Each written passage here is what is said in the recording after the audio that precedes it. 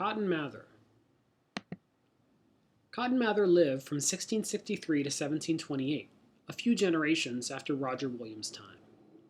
He was the son of Increase Mather, a prominent Puritan preacher who was a great adversary of Roger Williams.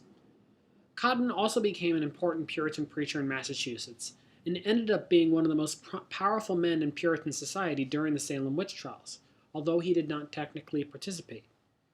However, he did believe in witchcraft, and he wrote about it because he thought Puritanism was waning, that these forms of Christianity were becoming less pure.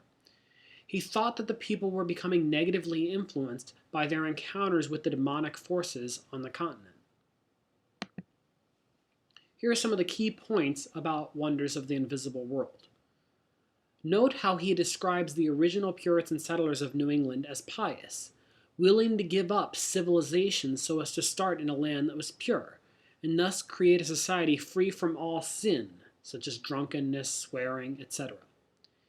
In contrast, he sees his current time's generations, especially the younger, as prone to evil and not very morally strong. He believed that witchcraft was a very real and imminent danger to the community.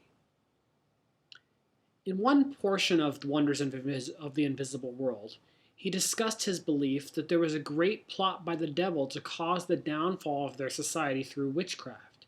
He even claims a witch 40 years beforehand had revealed the massive extents of this plot.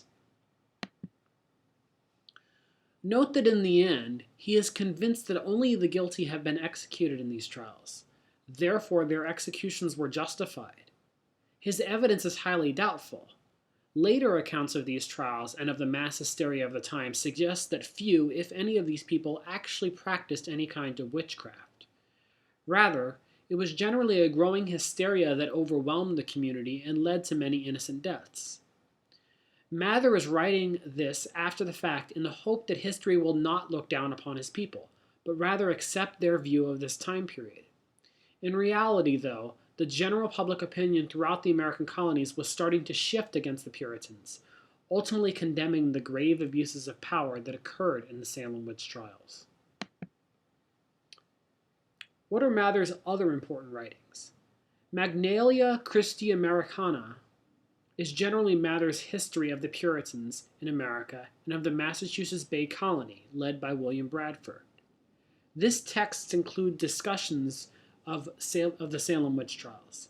He wrote it to reinforce his belief that the new land being inhabited by the settlers was creating a more pure community, one that would eventually lead to Christ acting through the society and potentially be pure enough for Christ's return.